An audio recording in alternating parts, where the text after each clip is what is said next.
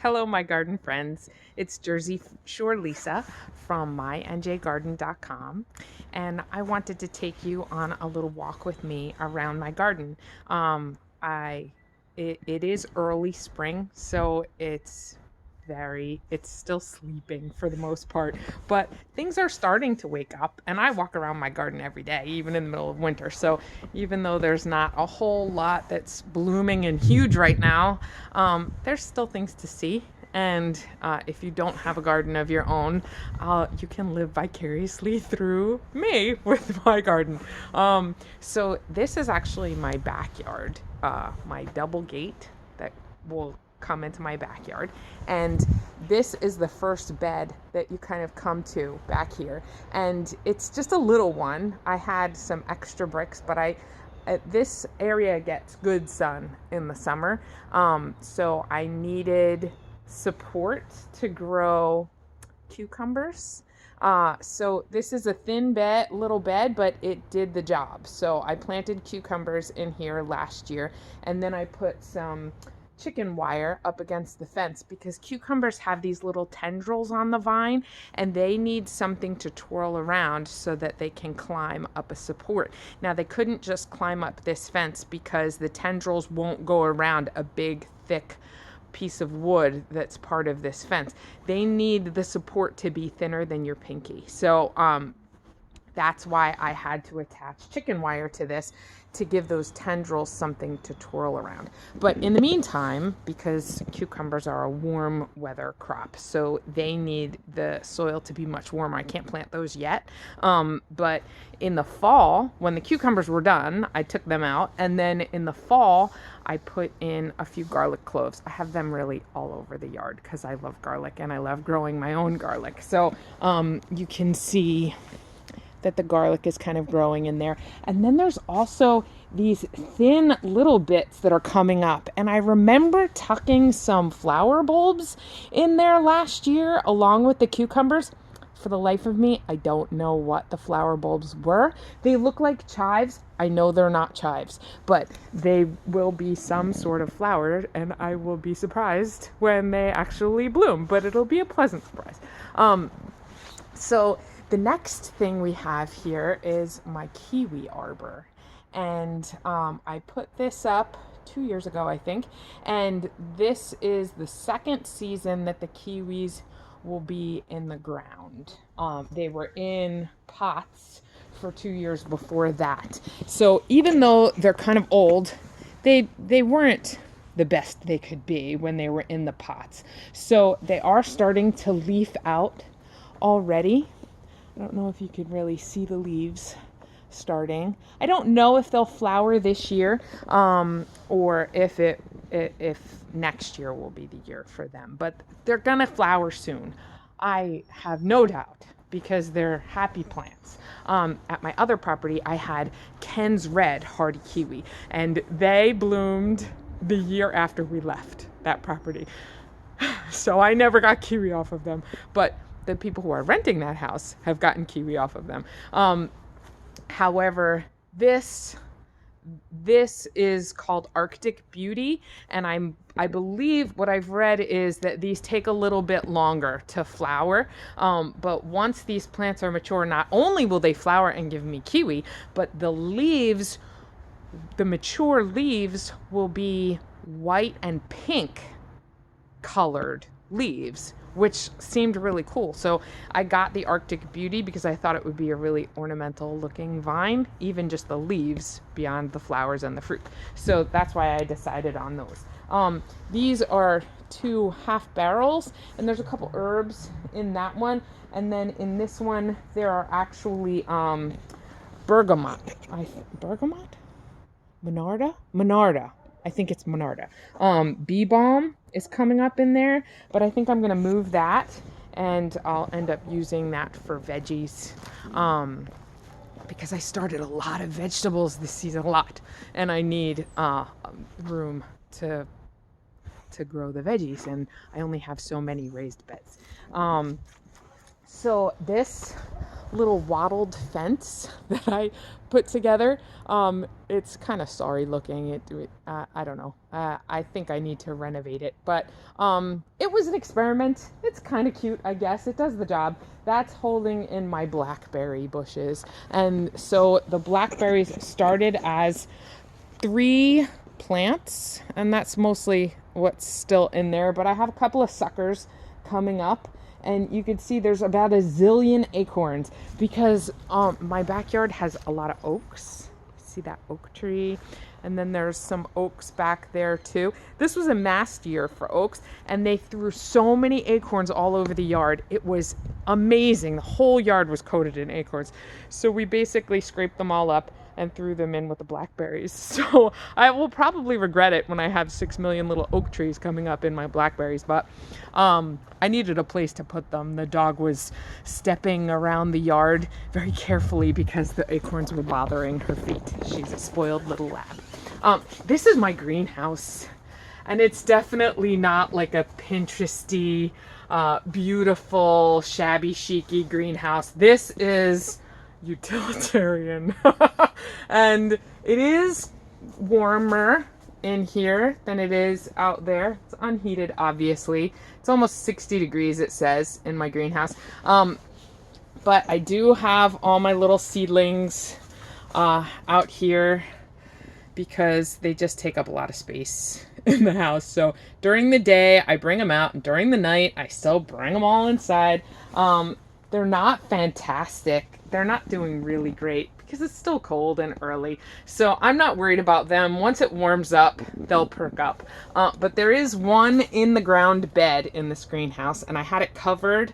It's like showing you my dirty laundry. I feel kind of weird about this, but this bed was covered with plastic during the winter, and I did grow successfully some broccoli rabe, and I did pick some and eat some, but then I just let it go because I want to let it go to seed, and I don't know if I'm going to be able to collect seed without it being without pollinators being able to access it, but it's flowering like crazy, so I guess it'll produce seed. I've never tried this before, but so I just let it go to seed, and then I'll save some seed when they're done. But I also tucked in some squash seeds, and I want to see how early they come up because they're in the greenhouse. So I don't know if I'll transplant those outside or if I'll just let them go inside and then hand pollinate those. But I wanted to try and start some zucchini early, so I'm doing it in my greenhouse. But it's messy. Isn't it so messy? But I don't care. So that's the green. I'll leave that. I'll zip that up later. And then we come over to what looks like a completely blank spot in the yard. It's my corner. It's my forest garden. But I do have a nannyberry, which is in the viburnum family, and it's kind of like a high bush cranberry. And you can see, can you see it? There it is. It's leafing out, and I'm very excited. And this is its first year. And then I have a couple of spice bush back here. And those are really, what you see, those sticks, they're just markers for the little tiny bushes that are planted there. And then this is a little cage for an American persimmon that I started from seed last year. And this is a marker that tells me that there are 3 American ginseng roots planted back here. They have not even come up even a little bit yet, but they will be coming up, and I'm inspecting for them daily. I can't wait, and I know they're going to do it. I know they're going to survive. Let's hope they're going to survive. There's another persimmon back here. I can't wait till all this stuff leaves out. It'll be easier for you guys to see. And then there's also a dead man's finger tree, a blue bean tree. But right now, really nothing is happening. It's just a stick. And then we're coming up to a keyhole garden. This is a keyhole garden, and it's very empty looking, but there are trenches over here where I've put in a few potatoes, seed potatoes, and I buried them just about 2 inches. And once the plants start to come up, I'll add more soil, and eventually there won't be trenches anymore. So as the plants grow, you fill the soil in, and then you get more potatoes along those stems that are buried in the ground. The basket in the center is for compostable material. So I can bring my kitchen scraps out here and throw them in the middle basket, and then you water that middle basket and it feeds the garden. This box is filled with garlic right now. So this is like the only thing that's actually growing right now is garlic. And I planted this probably late October last year, and they kind of grow a little bit in the fall, and then they stop growing for most of the winter, and now in spring they start growing again, and then they'll be ready to harvest around the 4th of July. So the plants will start to get yellow, and then you can pull them up and dry them out or braid them and hang them, and then you have garlic braids.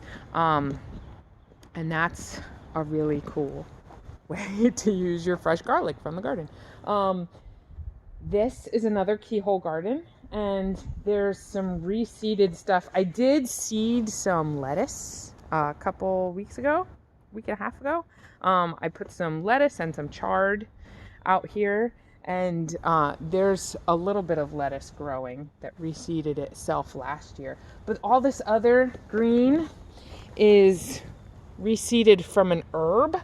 I believe it was called Bakel skullcap, and it threw a ton of seed, but I kind of have to let it get a little larger and then use iNaturalist to help me identify and make sure that that's what it is. That's where the skullcap was planted last year, so I'm pretty sure that's what is coming up there now.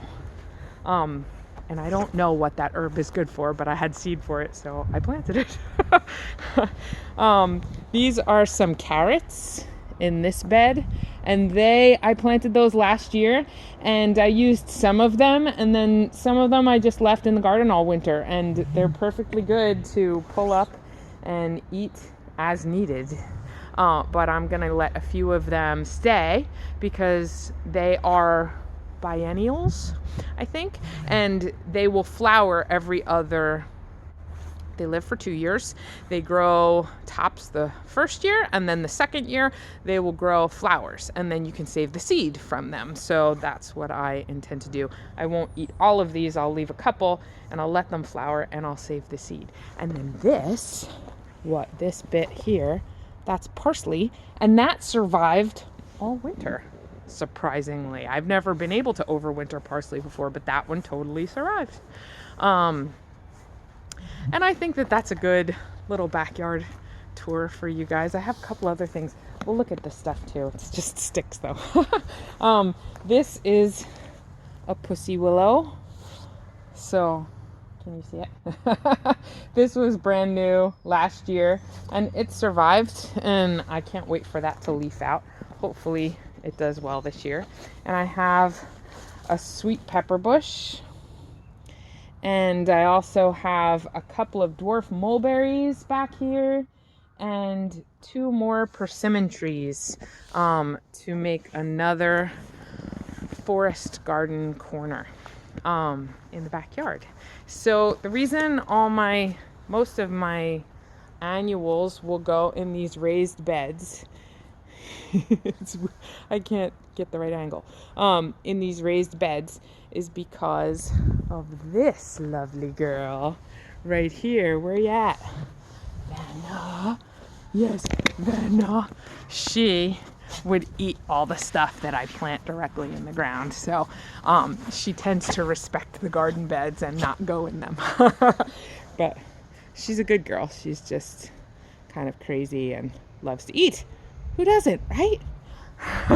Okay, everybody. Thanks for joining me on my backyard garden tour of MyNJGarden.com. And I'll visit you again soon with a side yard and a front yard and all those tours along as the season goes, and you can see what's blooming and what's being harvested. please subscribe to my channel and like the video and leave me a comment. I look forward to hearing from you. Thanks so much. Have a great day.